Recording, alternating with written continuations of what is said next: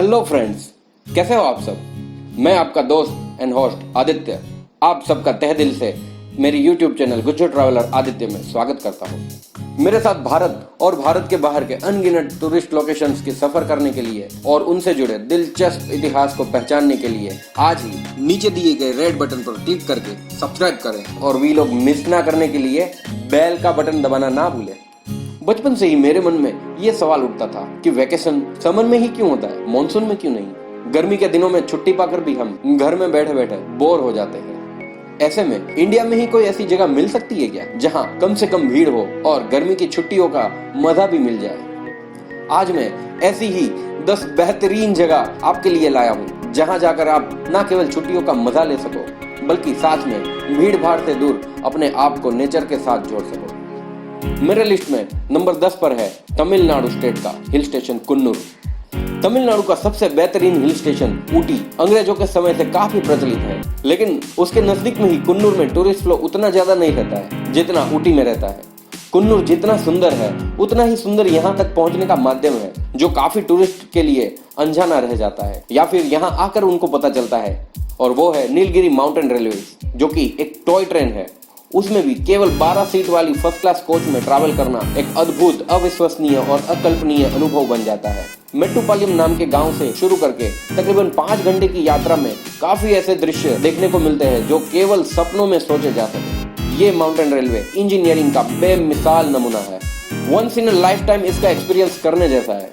कुन्नूर और ऊटी अपने चाय के बागानों और खुशनुमा आबो हवा के लिए जाने जाते हैं। इसके अलावा यहाँ के बॉलीवुड फिल्मों के लोकेशंस जैसे कि Ooty lake, pine forest trail, 6 mile और 9th माइल आदि देखने लायक जगहों में शुमार है। मेरी लिस्ट में 9वें नंबर पर है महाराष्ट्र का वेलनेश्वर समुद्र तट। भारत के पश्चिमी छोर का कोंकण का इलाका बेहद खूबसूरत माना जाता है, जिसपे अलीबाग से लेकर मैंगलोर तक निहायत ही खूबसूरत समुद्री किनारे हैं। इसमें हरिहरेश्वर, श्रीवर्धन, गणपतिपुले, सिंधुदुर्ग, तरकरली जैसे कई अनगिनत जवाहरात शामिल हैं, लेकिन इन सब में सबसे अलग और सबसे शांतिमय जगह है वेलनेश्वर, जो कि गणपतिपुले से तकरीबन 1 घंटे की दूरी पर स्थित है। यहाँ रहने के लिए सिर्फ महाराष्ट्र टूरिज्म का कोंकणी हाउस वाला रिसोर्ट और एक प्राइवेट होटल के अलावा कुछ भी नहीं है, इसलिए भीड़ भाड़ से ये जगह कोसों दूर है।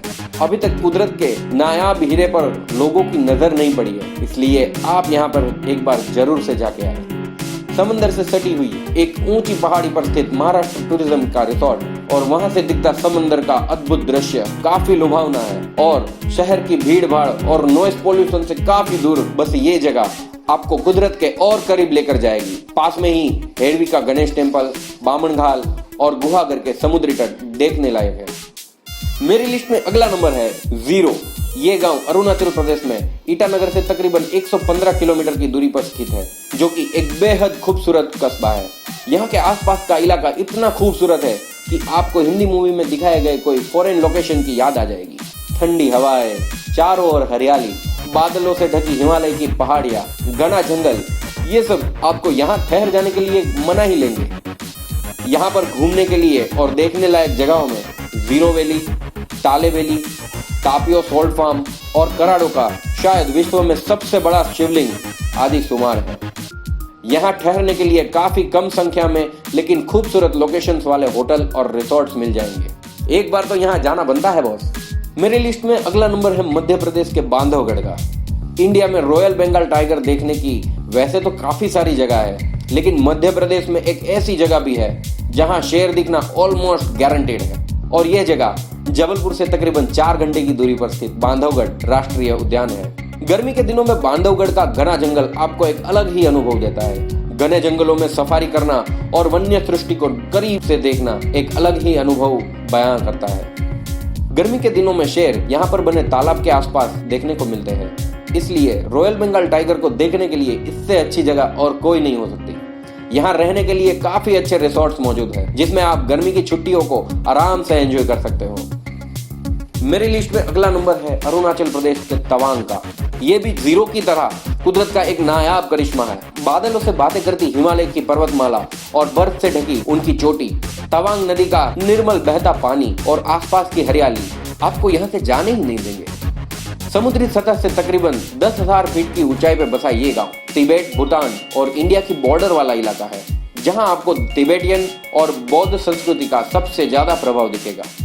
यहाँ पर देखने जैसी जगहों में तवांग बौद्ध मठ सबसे सुंदर जगह है, जहाँ पर आपको अलौकिक शांति का अनुभव होता है। इसके अलावा यहाँ Tawang war memorial, Bongbong waterfall, Sela pass और पगांग टैंगसो लेक बेहद खूबसूरत जगह है। तवांग तक पहुंचने के लिए सबसे नजदीकी हवाई अड्डा तेजपुर और गुवाहाटी है, जबकि ट्रेन से तेजपुर होते हुए बाकी की यात्रा बस या कार में करके तवांग पहुंच सकते हैं। मेरी लिस्ट में नंबर 5 पर है मेघालय राज्य। भारत के 7 सिस्टर्स कहे जाने वाले राज्यों में से एक है मेघालय, जो कि एक हिल स्टेट है। मेघालय का अर्थ होता है बादलों का घर, और इसकी सच्चाई आप यहाँ आकर महसूस कर सकते हैं। मेघालय भारत का सबसे ज्यादा बारिश पाने वाला राज्य है। वही यहाँ के मौसिनराम और चेरापूंजी तो वर्ल्ड रिकॉर्ड के the wettest place on the earth का खिताब पा चुके हैं, जिनको आज तक कोई तोड़ नहीं पाया है। मेघालय की एक और बेनमून पहचान है यहाँ के लाइव रूट ब्रिज, जो कि काफी मात्रा में यहाँ पाए जाते हैं। पेड़ की जड़ों से बनते ये नेचुरल ब्रिज में सीमेंट या कोई और मानव निर्मित पदार्थों का उपयोग नहीं किया जाता, और इनको बनाते यहाँ के लोग, जो अपने आप में एक बेमिसाल इंजीनियर ही तो है। इनमें सबसे ज्यादा देखने लायक ब्रिज है डबल डेकर ब्रिज। मेघालय के एक और गांव का जिक्र वर्ल्ड रिकॉर्ड के लिए किया जाता है, जो है मायलोंग। दुनिया के सबसे स्वच्छ गांव के उपाधि पाने वाले मायलोंग और यहाँ के लोग कोई स्वच्छता अभियान के बिना ही इसे साफ सुथरा रखते हैं। इसके अलावा Mylong waterfall, Nohkalikai falls, elephant falls जैसी देखने लायक जगहों को आप अपनी यात्रा में शामिल कर सकते हो। ये सब देखने के लिए आपको चाहिए यही कुछ 4 दिन, और मेघालय में शिलोंग में रहने के लिए काफी अच्छी होटल्स आपको मिल जाएगी। 10 सबसे बेहतरीन जगहों में से नंबर 4 पर है उत्तराखंड का चोपता विलेज। भीड़ भाड़ वाले हिल स्टेशन से बिल्कुल अलग ये हिल स्टेशन उत्तराखंड का अनछुआ नायाब पहलू है। ऑफबीट कहे जाने वाले ये हिल स्टेशन से चारों ओर आपको बर्फ से ढके हिमालय के पर्वत और हरियाली से भरी ढलानें ही नजर आएगी। भला ऐसी जगह कैसे लोगों की नजरों से ओझल रह सकती है, लेकिन मुसाफिरों से अनछू ये जगह एक अलग ही दुनिया है, जहाँ पर रहने के लिए काफी सारे ऑप्शंस आपको मिल जाएंगे। सुबह की ठंडी हवाएं आपको तरोताजा बना देती है, और यहाँ की सुंदरता आपको कुदरत के और नजदीक ले जाती है। यहाँ तक पहुँचने के लिए देहरादून सबसे नजदीकी हवाई अड्डा है, तो ऋषिकेश और हरिद्वार सबसे नजदीकी रेलवे स्टेशन है, जहाँ से आपको बस और टैक्सी के काफी सारे ऑप्शंस मिल जाएंगे। कुदरत के कुछ नायाब नमूनों में से अगला नंबर है तीर्थन वैली, हिमाचल प्रदेश का। देवों की भूमि कहे जाने वाले हिमाचल प्रदेश में वैसे तो देखने लायक जगह काफी सारी है, जिसमें शिमला, मनाली, कुल्लू जैसे काफी फेमस टूरिस्ट प्लेस शामिल है। लेकिन हिमाचल की वादियों ने कुछ ऐसा भी छुपा कर रखा है जिसे ढूंढकर आप आफरीन हो जाओ। कुदरत ने यहाँ पर बेहिसाब तोहफे बिखेरे हैं, जिसमें से एक अनमोल जगह है तीर्थन वैली। तीर्थन नदी के किनारे बसी ये जगह एडवेंचर सेंट्रिक गेटवे है, जो प्रकृति में छुपा हुआ एक नायाब खजाना है। ये काफी सुंदर और शांत जगह पर हर प्रकार के टूरिस्ट के लिए कुछ ना कुछ है। एडवेंचरस ट्रैकिंग, फिशिंग और कैंपिंग से लेके हिमालय की वन्य सृष्टि को नजदीक से पहचानने के साथ यहाँ के अनएक्सप्लोर्ड हिल विलेजेस की सैर भी एक अनोखा रोमांच है। इसलिए अगर आपको गर्मी की छुट्टियां बिताने के लिए कोई शांत जगह चाहिए, तो अपना बैग पैक कर लो और चल पड़ो तीर्थन वैली की ओर।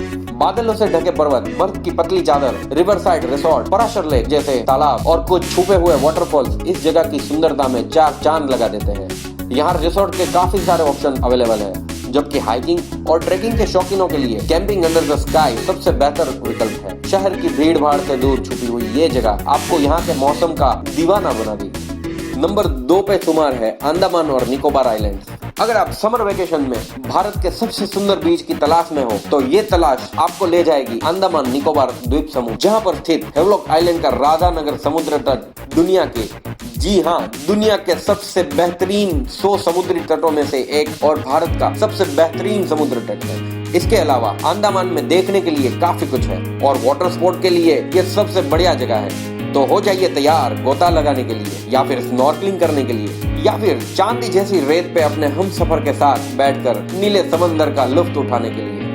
अंडमान भारत के इतिहास से जुड़े एक और अध्याय से भी आपको रूबरू करवाता है, जो कि पोर्ट ब्लेयर स्थित सेल्यूलर जेल है। भारत के वीर सपूतों के खून से बनी ये जेल भारत के स्वतंत्रता संग्राम की एक मूल्यवान निशानी है। तो कीजिए अपना बैकपैक और निकल पड़े अंडमान की सैर करने। यहाँ रहने के लिए काफी अच्छे रिसोर्ट और होटल से ऑप्शन उपलब्ध है।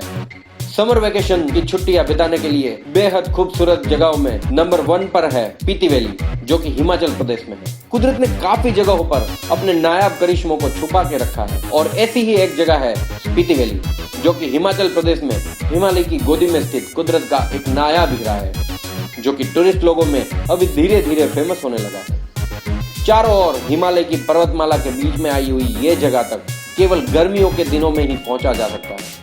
हर तरफ बर्फ की चद्दर, पुराने बौद्ध मठ, फड़फड़ाते रंग बिरंगी प्रेयर फ्लैग और नदी का बहता निर्मल पानी स्पीति वैली को एक बेहद शानदार जगह बनाती है। यहाँ की तरोताजा कर देने वाली हवा आप में एक नया ही जोश भर देती है। यहाँ आने के बाद आपको स्वर्ग की अनुभूति हो सकती है। यहाँ का पिक्चर स्क्वायर बैकग्राउंड किसी चित्रकार की परिकल्पना के माफिक अकल्पनीय महसूस होता है। दुनिया के सबसे ऊंचे घाटों में से एक कुंजुम ला और एशिया का सबसे ऊंचाई पर बसा हुआ गांव किबेर कॉमिक भी स्पीति के पास में देखने लायक जगह है। स्पीति तक पहुंचने के लिए सबसे नजदीकी एयरपोर्ट कुल्लू है, सबसे नजदीकी ट्रेन स्टेशन जोगिंदरनगर और सबसे नजदीकी बस अड्डा मनाली है। मनाली से स्पीति पहुंचने के लिए गवर्नमेंट बसेस, प्राइवेट बसेस और टैक्सीज चलती रहती है। तो समर की हीट को बीट करने के लिए हो जाइए तैयार। आपको मेरा ये वीडियो कैसा लगा ये कमेंट करना ना भूले। धन्यवाद। जय हिंद।